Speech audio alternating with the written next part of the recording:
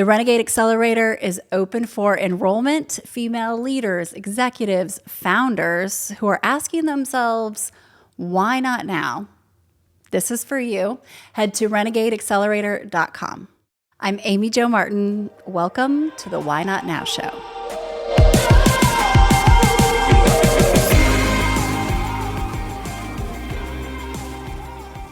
Today's guest is Jen Batchelor. She's a friend, she's an inventor, she's the founder of Kin Euphorics. She's also a mom. In this conversation, we explore what brought her to her Why Not Now idea, creating a new company, creating a product in a new industry, and everything was new. She shares that specific moment, but she also shares what led up to it, things in her childhood that she now realizes played a role. We talk about the growth of the company. We talk about the adversity that comes with that and everything in between. She has found her true zone of genius. This is what she's uniquely qualified to do on the planet, and I find that incredibly fascinating. Here is my good longtime friend, Jen Batchelor. Jen, welcome to the Why Not Now Show. Excited to have you here. I'm so excited to be here. Me too. I'm like giddy. Me too. And we might take it way back, but we need to. We both live in Austin, so this is perfect. Yeah. And let's hop right in. Let's do it. In the spirit of Why Not Now, can you tell me about a time when you had a big decision to make and you had to ask yourself, why not now? Yes. I mean, I'm the founder of a company called Kin Euphorics. This was really my first breakout solo venture in a really long time. And I really remember now thinking about it, this moment where I was just kind of, doing my research. I'm very Virgo, analytical minded. I have to collect all the data before I understand if something is right for me or if I really want to dive in, if it's worth diving in, if I really feel like I can contribute properly. And I was in Whole Foods and I asked a clerk, somebody who was running around stocking shelves. I said, listen, I'm looking for something that is stress relieving, okay, and something I can enjoy socially, right? Mm-hmm. And it has to be clean and non-toxic. And bonus points. Poor clerk. I know, it was like, okay, and here I am in like the Whole Foods, health foods mecca of the world, right? Whole Foods has made themselves like the designation for that, or destination for wellness. And so I'm looking at him and I said, bonus points if it's nutritive, right? If it's nutritious. So he's like kind of freaking out. He's like, all right, well, come to the supplements aisle, right? Like that's where I can think of where the most nutrient dense things that we have here are the most healthy, medicinal, stress relieving. And he brings me to something that's called Box Remedy, which is a spray that you spray underneath your tongue. And he says to me, you really want to spray this under your tongue before a stressful moment in your life. I was like, oh, sweetheart, I don't know about you, but I very rarely premeditate my stressful moments, right? Unless it's like a talk or something that I'm like exceptionally nervous about. But I was like, this isn't going to cut the mustard, and it's not social. So then, of course, in a moment of levity, he's like, all right, well, come on, girl, I'll take you to the wine aisle. And I said, I said non-toxic. So this journey, this conversation was just very lighthearted, but also just very like getting to the root of this problem that I was having and I knew millions and millions of other people would have, was just so clear that even the best of the best, right, didn't have a solution for. I was like, I got to dive in. It doesn't exist. We need to create something. And I know more people like me deserve it because we want to be on our A game. We still want to have fun, right? Yep. And that drinking ritual is something that really holds a lot of connectivity. So why can't we improve upon it? Why not now? Why not now? And this timestamp 2017? Yep. Okay. So we've known each other for a long time, right? And I've been tracking, we don't stay in touch every day by any means, but because of the interwebs, like you can kind of see and keep touch. I remember a season where it's like you found your lane. Like something happened where it was like, oh, Jen, she did it. She landed. She's in her zone of genius. And I don't say that lightly because there was just an energy. And it's so cool to witness when people arrive there. Can you talk a little bit about pre-this? Yeah. So what you had done before and dabbled in and or started and just your interests that led you to this moment. Yeah, and even my upbringing, I think, right? There's so much of like almost like a karmic imprint in what I'm doing now. And of course, you only really see it in hindsight. But I grew up in Saudi Arabia, a country that is still under prohibition to this day. My dad was working for many years, 15 years, for their airline, the Kingdom's Airlines, called Saudia. And, he came into this circle of, we lived amongst, 3,500 expats, families from all over, mostly Western, but you had everyone from, Australians to Brazilians, and folks from the UK, and of course the States. And he realized that, the one thing that sort of brings us together is libation, like being able to have a drink together at the end of a day.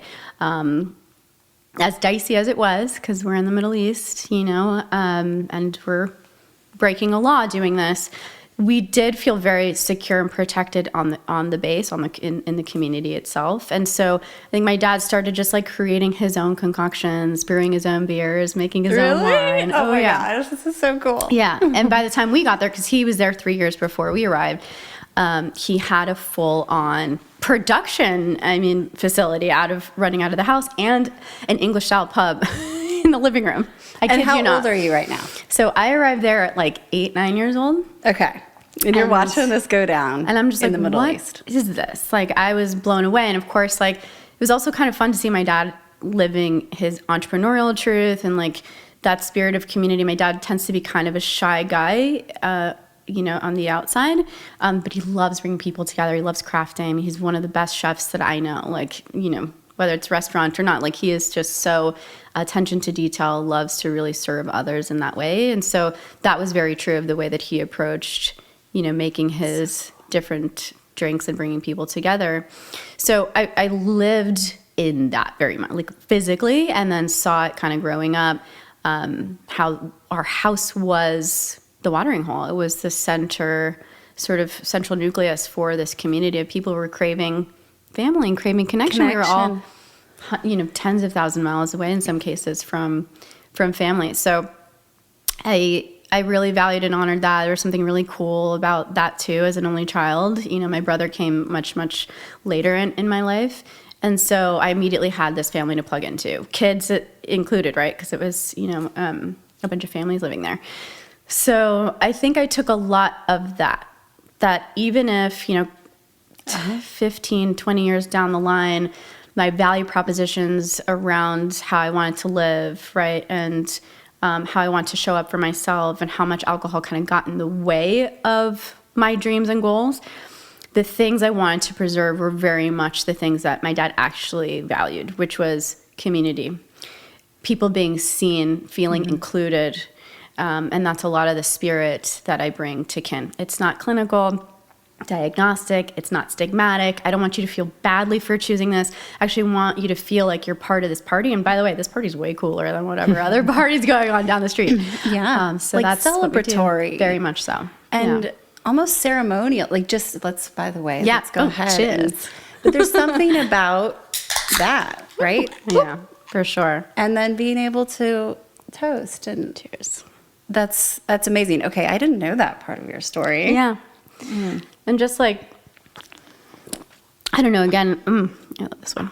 So the idea that, we were living such a life of, on its surface, there was a lot of hypocrisy there, right? Because how did my dad get away with this for so long? And it was because the very folks making that law were also breaking that law. And so there's a lot of layers to this where I'm like, wow, they're willing to put their reputation at risk. My dad's willing to do all this for what? What is that really special, cool thing that it's doing that's so worth, Risking. diverging, either from your values system or really putting yourself at risk, right? With the powers that be. So I was just fascinated by that. And it really wasn't about the alcohol, no, was it? Ever. No. It's interesting. That's fascinating. And so I got obsessed over time with mood and what really makes us feel relaxed and what is so compelling about that. And can we arrive at that in a more sustainable way? And what are the social dynamics that actually enhance those feelings? That was really interesting to me as well. So there's a lot of science we can unpack with how we ended up coming up with the formulations, but that's really the genesis. Thank you for sharing that. That it speaks so much to just the aura and the energy I could see when you were building this. And by the way, it's like beautiful. Like talk about branding and your vision. It was tangible. So let's go back to Whole Foods. First step that made it feel real for you. What was that? Oh gosh. I mean, I was living for so long, like a year in my head of the world of Kin. What would this world look like, feel like? What would a post-alcohol era look and feel like? How would people move physically? How would they think? How would they treat each other? And so I'd been dreaming this dream for just day in and day out, right? And even in my actual dreams. And so I think seeing the brand come to life, seeing, even just being at the photo shoot, going around, I was peddling these potions all over New York City and in LA and random places. And I'd just watch people try these concoctions that we were creating, and they would light up. And just so seeing both the brand take on a personality, but also the liquid itself enhance other people's experience, like the confluence of that, which was probably around actually early 2018, so almost a full year before we commercially launched. I was like, this is real. Like this, there's a real need here. There's a real shift here. There's a true resonance without me having to explain all of the trimmings and the whys. I never had to do a hard sell. Our first 10,000 customers got it like that. Yeah. It was innate. It was intuitive. And so that's when I really knew, like, oh gosh, this is not just going to be some old product that gets hawked out there in the market. It's going to be a cult following. It's going to be a unifying totem for a new way of doing things. So if we could take the timeline and just like the movie trailer from there till now, because it has been such a journey. And then this category has also just arrived on the scene, right? And there's been a lot of, I imagine the competitive set, what it was then, zero almost, pretty much, right? You were the first, and now. So landmarks and the growth, but also maybe some of the challenges and the things you've tried. Because we could go all day with you on the science side and the health side. Like you speak that language and it's so legit. That's not always true elsewhere, but yeah, take us along the path to now. Yeah. Oh my gosh. I mean, so in the beginning, it was kind of like, well, I don't have all the answers, so I need to really bring the heat. And I'm also just voraciously curious myself, right? Like I was mentioning, when we think about the pleasure molecules in our brain, right? Like what are the things that are actually triggering a sense of relaxation, whether it's physically, mentally? Where do we go to feel safe in our minds? Where do we go to feel connected, confident, right?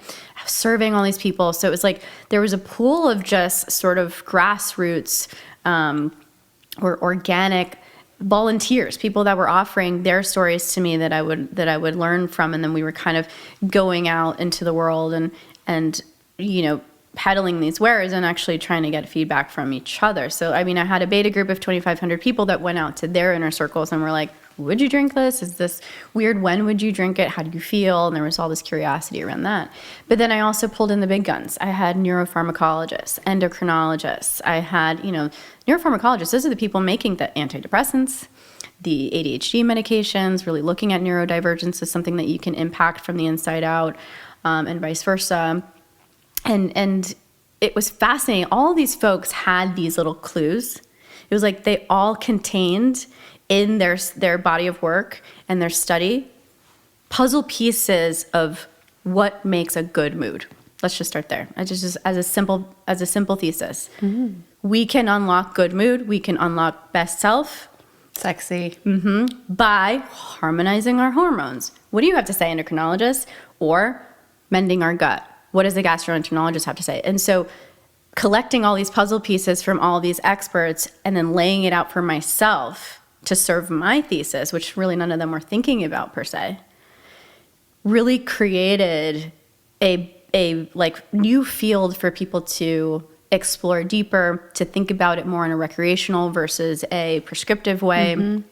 And so I think doing all that work, all that lead up has allowed us to go in many, many different directions over the last 7 years, where we're not a one-trick pony. We're ingredient agnostic, right? We're not like, ooh, 5-HTP, this is the panacea. No, there's so many ingredients. There's so many paths to helping people feel well that we had to be indiscriminatory about it. We had to be really, really welcoming of biotechnologies and, concepts from Eastern tradition, solutions from Western med and biohacking. So we really were the first. If you look at how do you pioneer something, you have to be willing to fall flat on your face and fail, to have your thesis and your hypothesis be wrong. But also to go where most folks have not gone and where most folks will tell you not to go. A lot of people, especially in the beginning, CPG experts, right? Why would you ever marry Eastern tradition herbs with Western tradition biohacking, weird things people never heard of? People aren't going to drink things they've never heard of.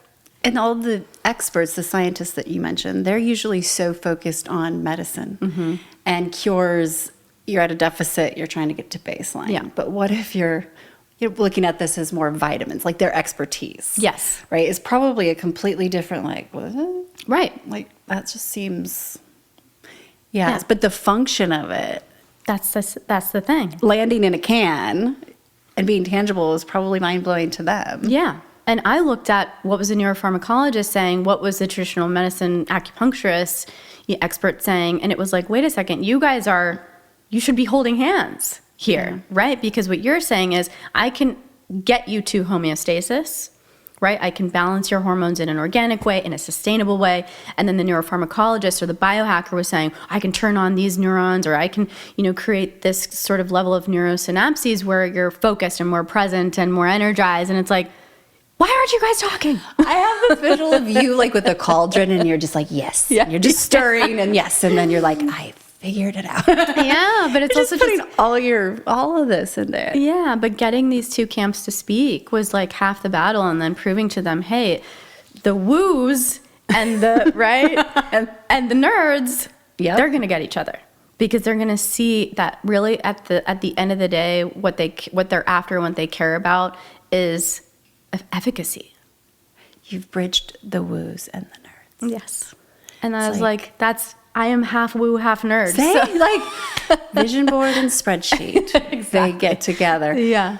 Okay, so you hit strides. And I remember seeing it was an early deck. And I was like, I had already seen and felt, and I knew the legitimacy and then the beautiful as a marketer. Like, how can you not fall in love? Thank you. What was one of the biggest, tipping points where you're like, oh, hold on, buckle up here? You could probably see it coming, but like a tangible data point where you're just, whether it was raising or interest or bringing on huge, known names into the company. Yeah. So many of those. We've been so blessed, from day one, to have just big thinkers at the table that really said, wow, here I am investing in future of food, right? Whether it was stem cell, plant-based, lab-derived meats. And here's this whole other category, this whole other thing I didn't even think about, future of drink, right? How are people going to be doing this thing? And luckily, a lot of them came from Silicon Valley, where nootropics were, a very common way to get an edge, usually marketed to or even bought by on a black market type thing. There wasn't really a commercial mass, even a known brand that was doing this, but it was very known in that community that nootropics would help you sit in code for 8 to 12 hours. And so when I made the suggestion that, well, what if these ingredients could help you in a microdose, right, in a recreational dosing, application, help you feel present at the bar, confident at the bar, less scared to speak to somebody. And they're like, whoa, right? Because they were already very familiar with these ingredients. So a lot of these folks took a flyer on the product just because they saw the vision 50 years down the line. In fact, our first money in was a fund called 50 Year.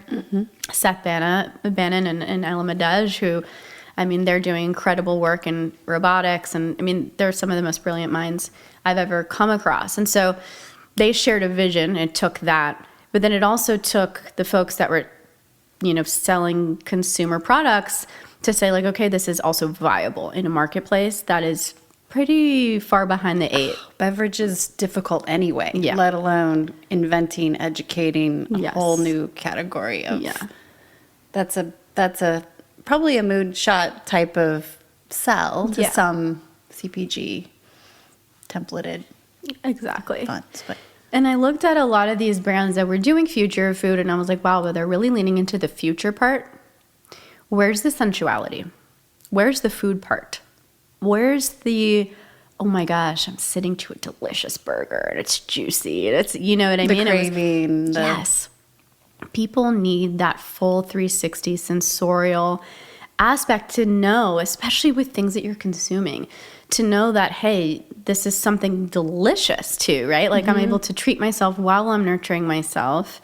We're primal beings at the end of the day. So how are you eliciting that emotion and that feel good aspect? And so I wanted to bring a lot of that into Kin. We leaned so heavily into that aspect of building out the brand that sort of second aha milestone moment to hit was a massive article that went out from Vogue or on Vogue.com on December 5th, 2018. That was probably right about 18 months into development, into all this guerrilla marketing and sampling that I'd been doing.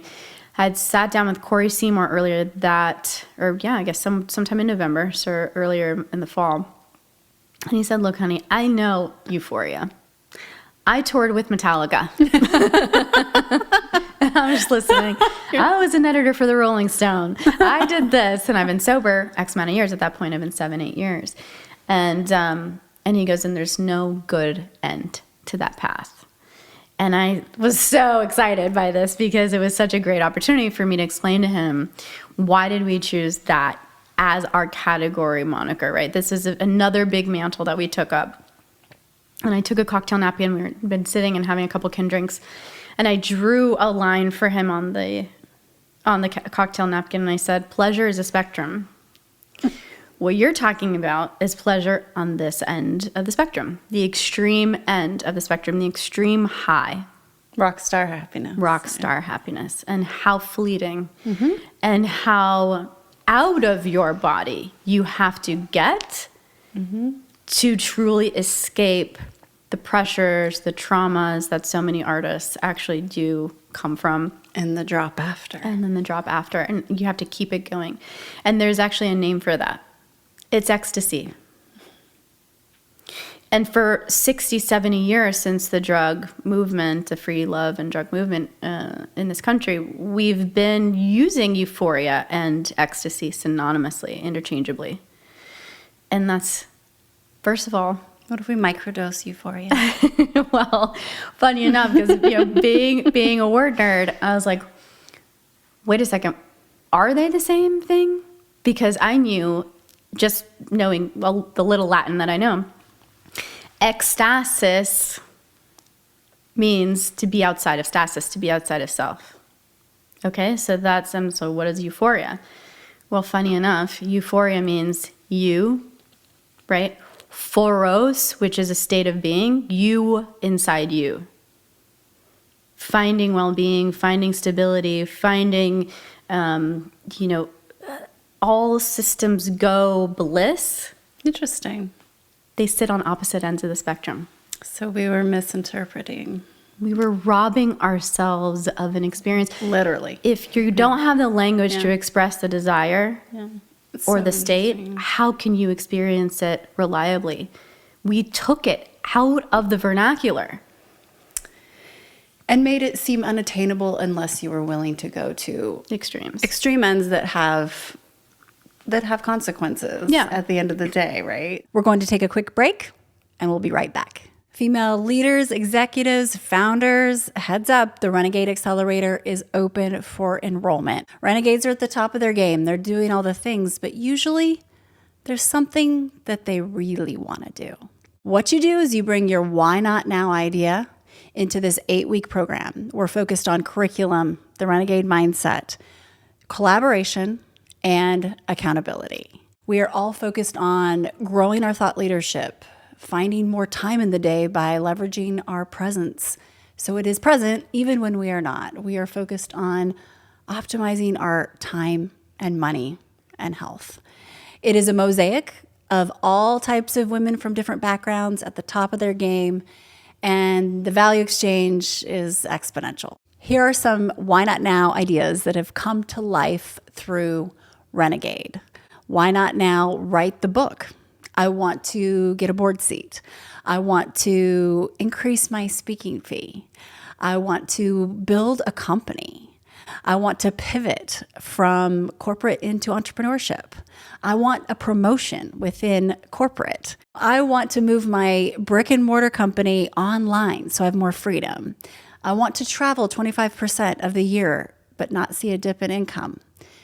Those are a variety of why not now ideas that have been greenlit. They're done. What is your why not now idea? We're ready. If you're ready, head to renegadeaccelerator.com for more information and to apply. You know, you have this Vogue article out, and I'm wanting to track because the ride has been incredible. When you felt like this was, you're getting more and more adoption and more traction. Yeah.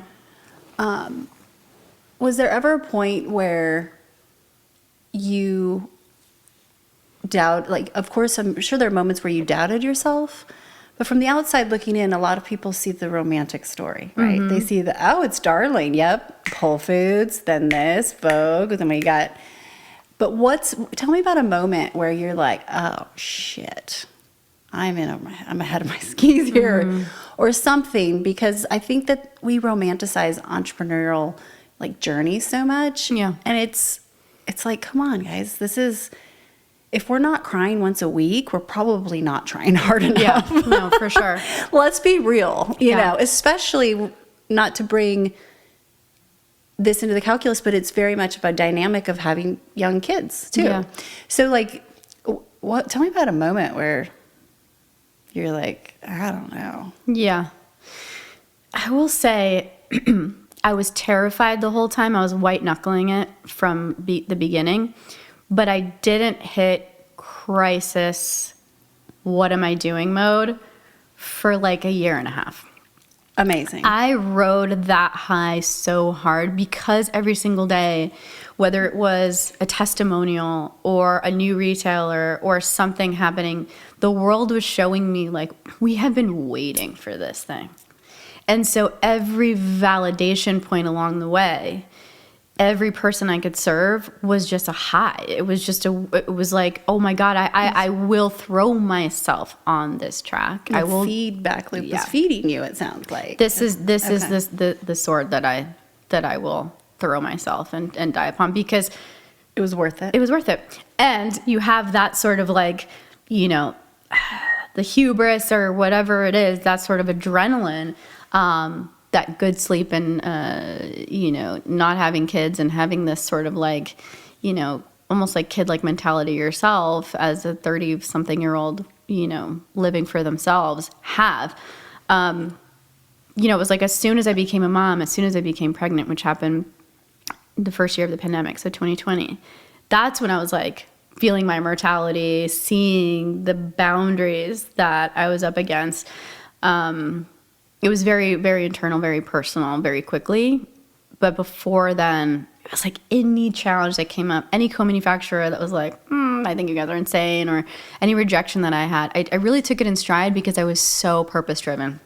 I just knew, I was like, nothing can get in my way. So no rejection, no really deterred me or shook me as hard as it did when I became a mom. That was different. And the world was changing, obviously, around us. Right. No, for sure. And talk to me a little bit about that. So it sounds like different types of constraints. It's a time and energy, like bandwidth. Would you say that was more of the fear when you became a mom of you felt boundaries of what you would be able to do? I don't want to put words in your mouth, but is that what you mean? Yes, and right? Like, I think it's a different perspective. You get so much clearer on, oh my gosh, this could all be gone tomorrow. And whether it's the business or my life, right? You start to really feel your mortality and like these little angels are depending on me. And so it's a different level of responsibility that kind of sobers you up, no pun. This idea that like, ooh, maybe I should be looking at my budget more. Maybe I should be just doing like this kind of puts your purpose in its place. Yes. It's like, and and this is, if I'm going to make this a sustainable business, that should outlive me, right? Because I've always believed the concept itself, the solution, the brand, whether it's Kin or not, right? Like hopefully Kin, but that this solution should exist and should far outlive me was always something, it was always bigger than me. And so now in the context of motherhood too, it was like, okay, and I need to build it sustainably. You know, we were the first company in this category to raise venture dollars. We were the first, like, true venture, not like a, there were some like companies real institutional capital. There were some that sort of started out as an incubated product. And this was really just the first that had the pressures to grow at the rate that a venture capitalist would expect. And yet we were still experimenting. We were still building. We were still getting smart. So I think for me, it was like, this is where you land the plane. Just start building a very sustainable model. And by that point, right, because 2018, tail end of 2018, we're coming on 2-3 years on the market when I'm making these shifts. And we were a big ship already because we had grown quite a bit. COVID changed some things about our retail plan, but we had to now maneuver a cruise ship. I had built this massive platform. And that I knew was going to be a huge undertaking. And I had to get back down to speedboat. Operating size, like making those quick being decisions. Nimble. Yeah. And your resourcefulness has really impressed me, though, right? So I think of we probably met through Tony Shea. Yeah. I'm guessing that's how we originally connected, right? Of course. But he always talked about resourcefulness versus resources and talk about someone who really was able to leverage that. You're still pretty lean, right? I mean, it's pretty incredible to see the numbers you're pulling and the distribution and the product line with a lean team. Yeah. So has that always been, you probably could have raised a lot more money, but intentionally have you been focused on growth that feels like truly sustainable, or how have you made those decisions? That was new. It was in the back of my head, right? This whole idea of just got to lock it up in 2021. I think if I'm honest with myself, 2022 was when I took my own medicine. We were about to raise from a private equity fund who was parading around as being very founder friendly, and we want to come and help you. And founder friendly. Look at all these areas that we are experts in. You can go and operated. Yeah, that's right. I've been a founder, and look at this company that I took to exit. But sorry. Yeah. There's no sarcasm. Yeah, I was gonna say, like we've heard it. There's no pain there. Oh, no, it's a marvel at or it's pretty remarkable what somebody will tell you when they really see an opportunity to be on the ride. Yeah, they really, really will tell you whatever you want to hear. And we were in 5-6 months of M&A level diligence. I mean, to say that, the requests that were coming in were like, where were your freelancers born? I'm like, what is this stall tactic about? Like, it started to get so obvious that these are not diligence questions. So that's a whole another story for another day, but it was one of the very defining moments of Kin's trajectory and my career. I think you're told, raise as much money as you can, raise it when you don't need it. And I had to walk away from a $16 million deal because I knew that these guys didn't have my best interest in mind. They didn't have my investors' best interest in mind, and they didn't have the brand's best interest. They didn't really understand what we were building at the end of the day. That was a really tough call. It forced the issue on being lean and sustainable. Pre-COVID, we were 37 people. We're now 9. We've been 9 for 2 years, and 9 full-time, 2 contractors. And just that from was a tough. Distribution standpoint, to give people context, like, you're in Target. Yeah. You are pushing product. Like, your volume is there. Yeah. With 9 people. Yeah, we're number one. We are the top seller in our category at Target. We're the top seller in our category at Sprouts. We're national. We're crushing it across verticals. There are 3 main verticals in this category that matter. Number one to us is the natural channel. Second is masstige, right? Conventional, the Targets and Krogers of the world.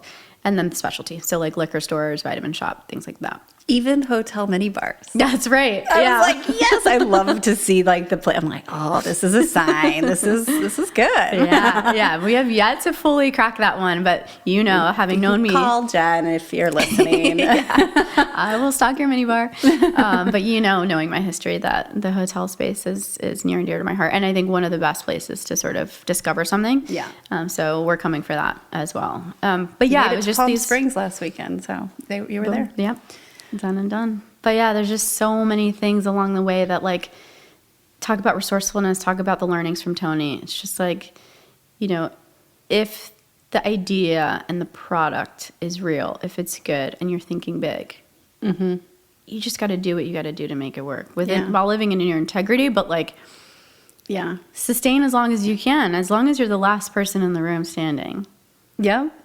You're good. I agree. I think he instilled this sense of, I have it. I think it's from him. Like, as usually when people are coming to me looking for advice, like, do you think I should raise right now? Should I Like, as long as you can, don't. Yeah. And a lot of people might be surprised by that because he did have his various funds and he invested a lot, but it was such a good lesson of that resourcefulness. And I've like 99 examples of that. Yeah. Right? Well, and I think too, what I took away from our time with him is who are you surrounding yourself with? And for better or for worse, he had some great people around him and he had some not so great people around him.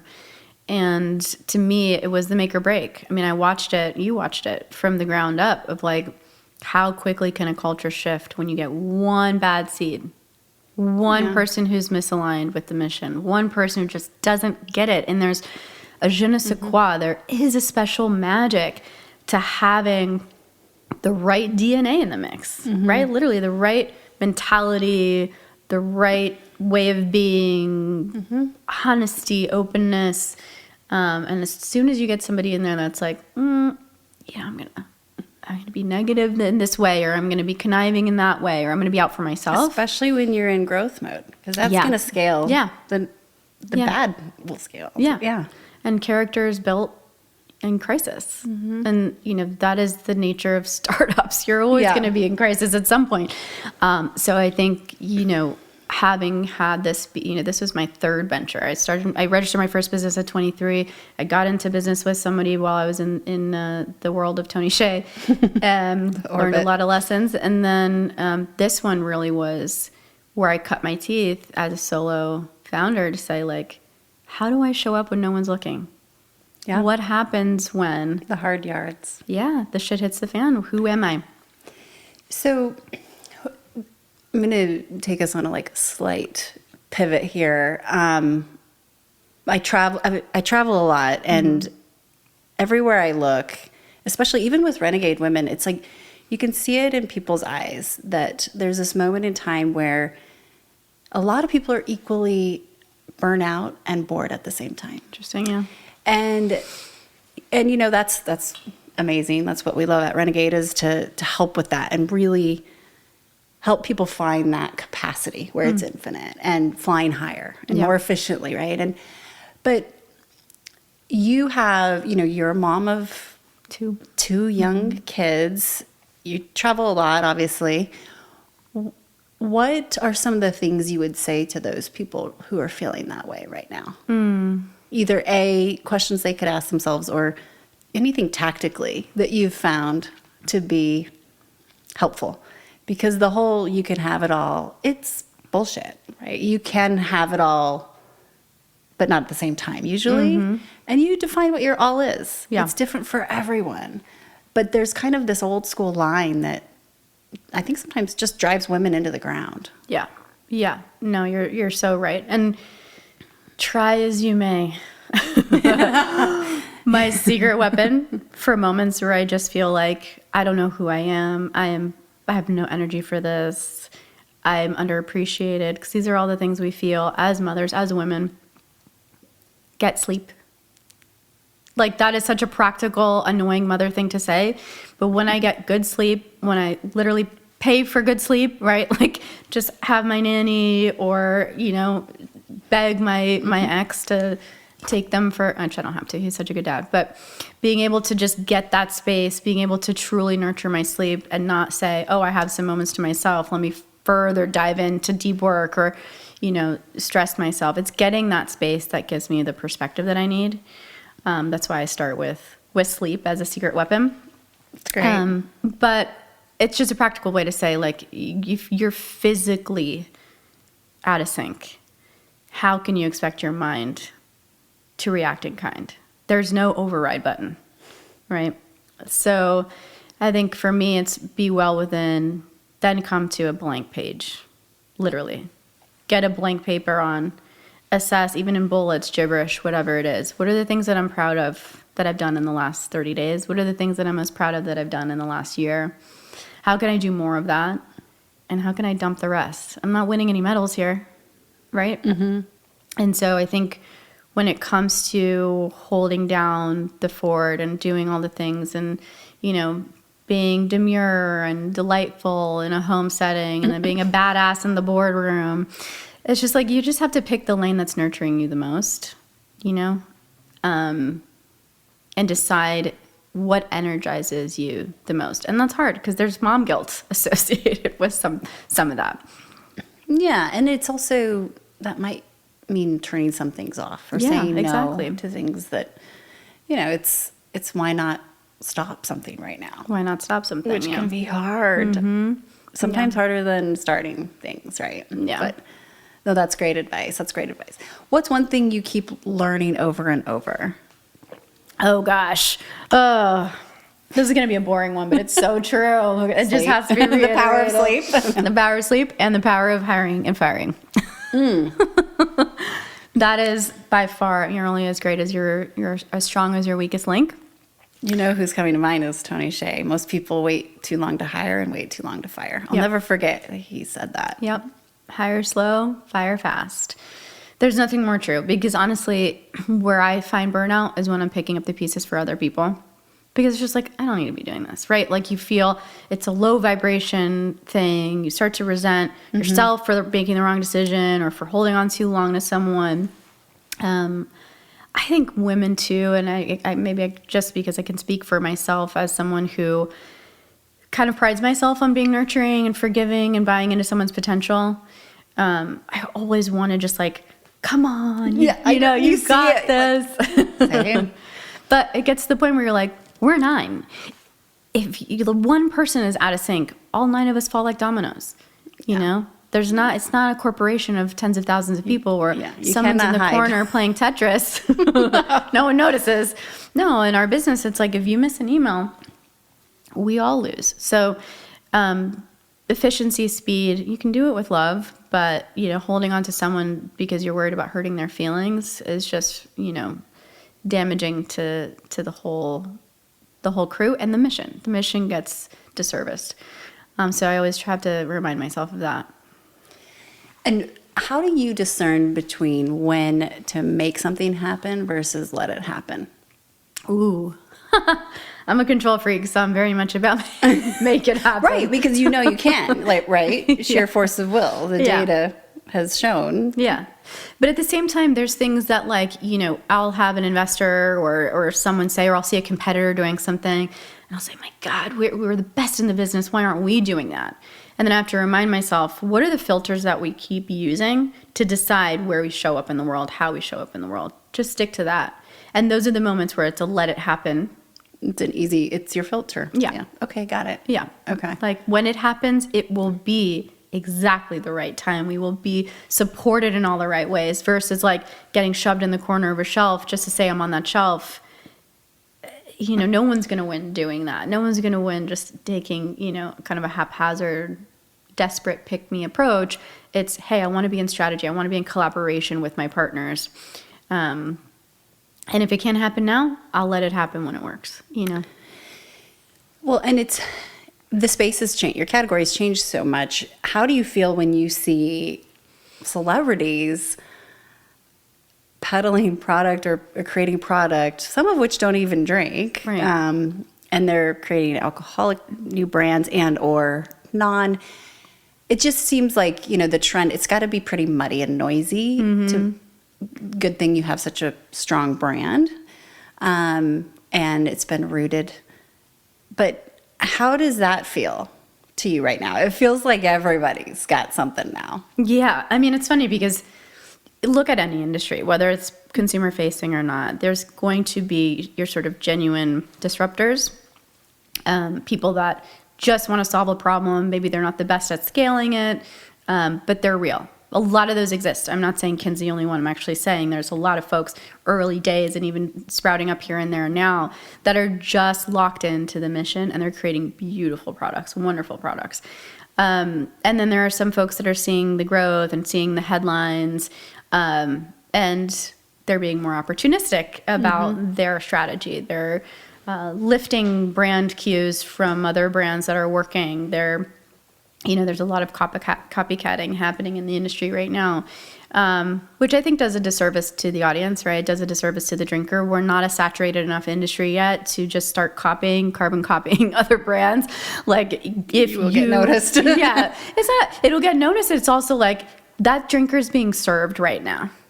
There are thousands of other pockets of communities in this category that are not being served or seen, right? That's something that I really value and love about Liquid Death, for example. It's canned water, but it serves an audience that didn't feel really that seen, right, in that space. And it's been able to have this like fluidity, literally, literally, that allows them to move into different categories because that audience is like, I'll follow you into battle. Yeah. And that's what makes a great brand that services an audience versus a land grab, cash grab type brand that's saying, this is a cute category to play in. We'll attach a celebrity to it and see if we can make a couple million. There's not enough there's not enough solution there that I think really honors and sees the audience and serves the audience. And so they have turned against that model and that approach. And so I love it. I think you're seeing a lot more democracy around product development and the things that consumers are voting for based on their interests and their how they identify because of social media. Well, and I want to note one thing, and then we can head into rapid fire too. So I want to make sure we make a little concoction or something here. Yeah. But there can be so much confusion. I know my experience this last year has been a health journey, odyssey, and learning more. And at one point I had all these supplements on the counter and I was like, I don't know which one's working, what's countering one out. It's like marketing. Yeah. You know, half of it's working and half of it's not. You're just not sure which half. Yeah. And so I started looking for, you know, some more just expertise of who do I go to for this, and not just a functional medicine, like learned it on Tuesday, teaching it on Thursday. Right, but I want some medicine, like some MD in there too. And I was thinking about you, and the other day, and I am arriving there, but it can be so confusing. And it's like, you're in this maze. But when you find someone you trust and respect, right? So I'm looking at my skincare products the other day, and you come to mind. Because I think of you as, yes, you've created this and built this, but it's what went into this and the research and the why and the understanding. Where I was like, I bet Jen knows. Can you just be my, go-to for all things? Is this good or bad? And so, yes, this is where you are as a founder, but I really think we need more people that we can trust who have done the work to guide us, because there is just so much out there. Yeah. And it's expensive too. So I look forward to the day that, you're just, it's like an umbrella. I see you being able to transcend and go anywhere you want with functional, real good health products or thought leadership, So thank you for doing the work. Thank you for recognizing that. And I think it just comes down to one sort of point that I glazed over, was that when I was having sort of a internal crisis, right? A crisis of everything from purpose to self-confidence, right? And just wanting to really connect with the divine and like, why am I here? I was like, you know what? If I don't have my own personal perspective on how to live a good life, who am I to share with anyone what a good life is, how to arrive there, how can I help anyone? And that's really what I know that I'm here to do. So I threw myself into the practice and the study of Ayurvedic medicine, which is a sister science to yoga. It literally translates to the life of, or the art and science of life, right? So it's kind of like this circular, beautiful, holistic practice of like looking at the scientific basis of how to nurture and heal, but also the artistic, fluid, acknowledging all the ways that an organic life is unique, right? As individuals, we are so unique, what we bring to the table and how we react to things. And so having grace, right? And the elemental truth. So what you're saying when like everything is so confusing, there are elemental facts that don't change. Those are the things that we can rely on. The things that really drew me to Ayurveda is like, there can be so many conflicting ideas, but when you look at how they lay it out elementally, it's very clear. Fire cannot be water. Water cannot be air.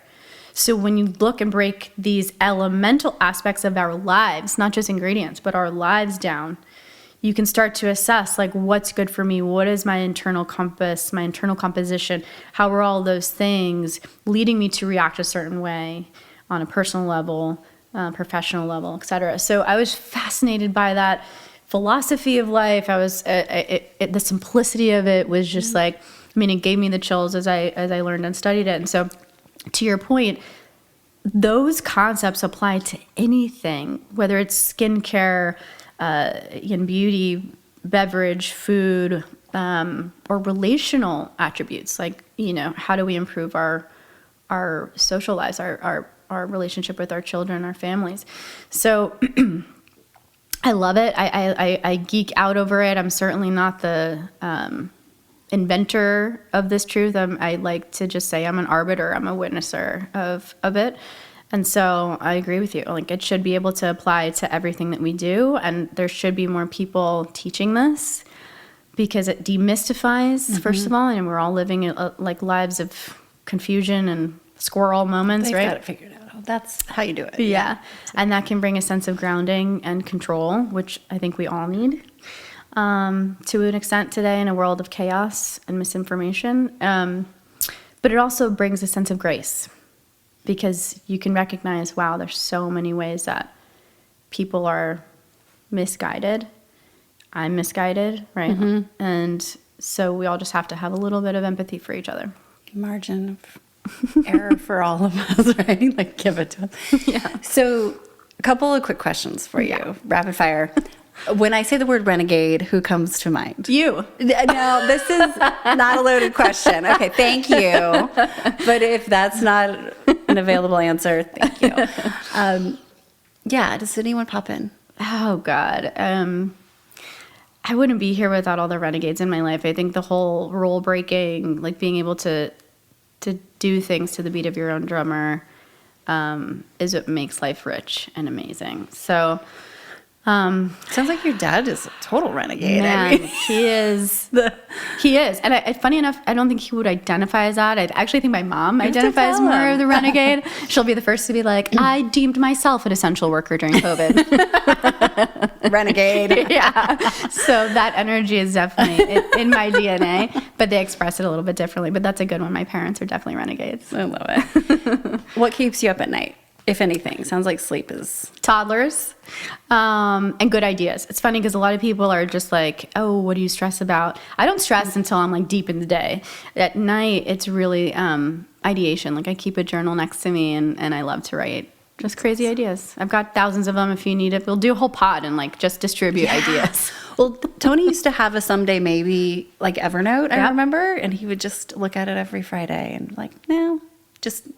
park it there. Yeah. Shelve it. It's there. Yeah. Yeah. I'd love to do that. We should do that. Or just all the ideas we don't want to do, but we want someone to do. Yeah. Yeah. 100%. Maybe well, we'll don't invest, forget maybe we won't, but the infamous or famous, if you will, depends on who you ask, Post-it note wall. oh my gosh. the Ogden. Yeah. It just grew and grew and grew. You never know what's going to happen with your Post-it note. That's right. Okay, pirates or ninjas, who's tougher and why? Oh my gosh. Ninjas are tougher. Who has more fun, though? Oh, of course, pirates. Okay, I just want to make sure. Well, and the reason why I think ninjas are tougher is because discipline is the toughest thing you could do. Doing whatever the hell you want as a pirate, that's more fun, of course. This is a good point. That's a good point. And if we were to go back to walking into that Whole Foods store before this clerk got the assignment, what would you say to yourself in that moment? Get ready, girl. It's not going to look anything like you think. Up. Yeah. You're here doing market research. And the aura around you. Yeah. Oh, thank you for doing the work you're doing. Thank you for shedding light on it. Absolutely. On the ride. And it's cool to bear witness to someone who's found their zone. Thank you. It really means a lot. And you taught me a lot too, just about how to express yourself authentically, not be afraid to do that. I really want to do it more because I obviously have a lot to say. But I really think that experience of being in Vegas and coming up against so many things, but also just broadening my brain around what was possible. Yeah. You were just such a pivotal person in that for me. So thank you. Well, thank you. It was a container. It was just combustion and serendipitous collisions. Expander. Yeah. Awesome. Thank you. Thank you. This was so fun. Probably bottoms up right there. To the future. To the future.